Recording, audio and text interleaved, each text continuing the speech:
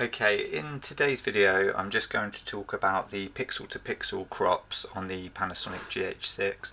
So you can do this in other Lumix cameras, but the sort of crop you'll get all depends on the sensor size. So what we're talking about here specifically relates to the sensor in the GH6. So I've done a video about pixel to pixel, what it is, what it does, how you can kind of activate it and make it work, and I'll link to that up in the corner.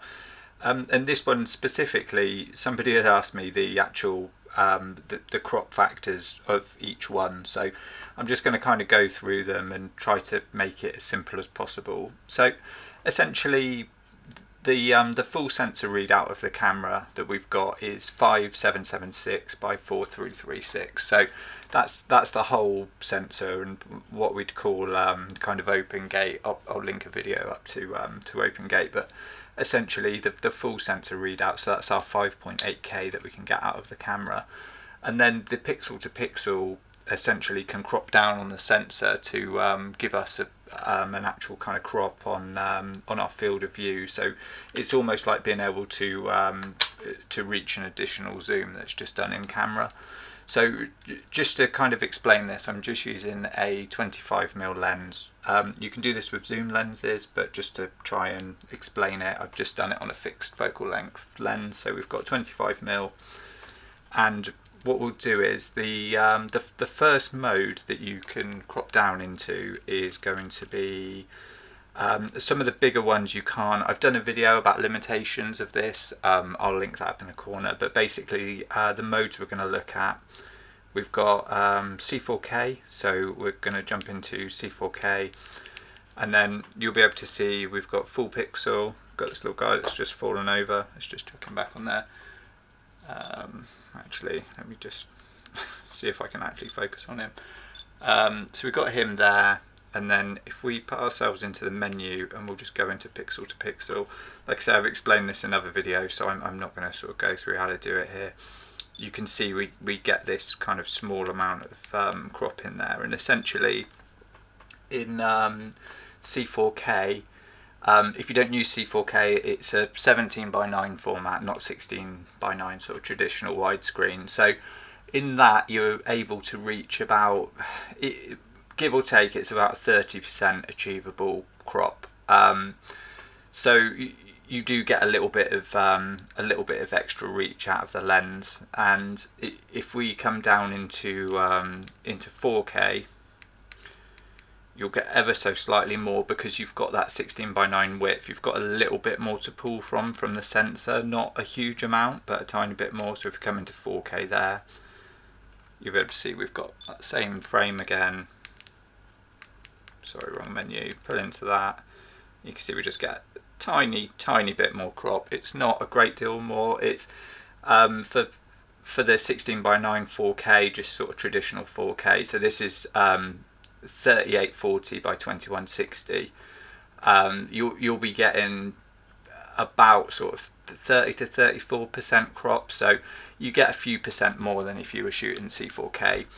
And like I say, a lot of this is bound by the width. Like the height could be cropped a lot more, but the width can't be cropped in that much, so it can only go as far as the sensor can offer. So yeah, we've got about, like I say, 30% C4K, about 33 to 34% in 4K, and then where you'll see the real advantage of this, if we go into full again, so we've got a full screen. If you're somebody that shoots HD, if we just go into HD 25 frames, you can see we've got like the guy on there, we can see the bear and part of the draw, and then if we go into pixel to pixel, you can see how much of a crop we've got in there now. Like it's literally gone right into where that guy is, and that's a because we're shooting there full HD, so that's 1920 by 1080, and that's going to give us about a 66 to 67% punch in. So that's a pretty huge punch in. So we're looking at more than a 50mm punch in there. So if we grab that guy, you can see I can't really see around the speaker. It's just a speaker with him there. And just kind of to show you, if we just take that off, so the camera's off, I'll just put the cap back on that. And then I've got a 50mm lens here, so I can quickly just put this on. And you'll be able to see if we start up with this lens. I might not be able to grab focus, but you should roughly be able to see. Let me just put it back into full sensor. So this is what a 50mm lens would show you. So you can see we've got the outside of the speaker and a little bit more. So you can kind of see even without like the on paper kind of numbers, which they don't actually exist. I haven't found them anywhere. They're just me working it out from the sensor sizes, you know. It's just that because there's no documentation around for it, I just thought, well, people keep asking me this, I'll just work it out and, you know, offer it in this video. If there's any little mistakes or things that you think aren't right, obviously feel free to say in the comments, but you can kind of see, you know, like the maths works out pretty much. You know, we're saying we've got about 66, 67% crop on this, and you can see a 50mm lens is just ever so slightly wider than our 25mm. I should probably put that back on. Then our 25mm with pixel to pixel on. So the maths for it does more or less work out. So yeah, that's if you're ever kind of wondering, those are the numbers there.